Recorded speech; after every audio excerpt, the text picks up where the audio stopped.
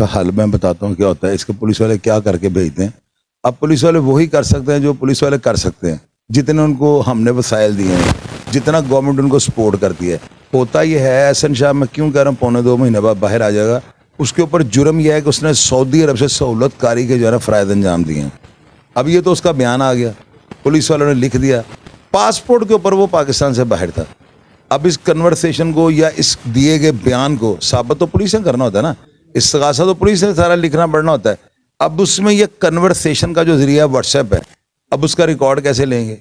हमारे पास कोई ऐसी बड़ा ये ISI के पास ये टेक्नोलॉजी है, पहले उनको लेटर लिखना है, उनको भी डाटा भेजना है कि व्हाट्सएप कॉल जो है ना, क्योंकि वो वहाँ से फ़ोन कर रहा है और यहाँ पे उसके बलाज के गार्ड को फ़ोन आ रहा है, इसकी इनकमिंग रिकॉर्ड में वो चाहिए और उसकी आउटगोइंग में से वो रिकॉर्ड फ़ोन उसका उन्होंने पकड़ लिया हो पुलिस वालों ने, तो उसका फॉरेंसिक हो रहा है। अब डेटों के जाहिर है उसके बयान के बाद उसको कंफर्म भी तो करना है ना।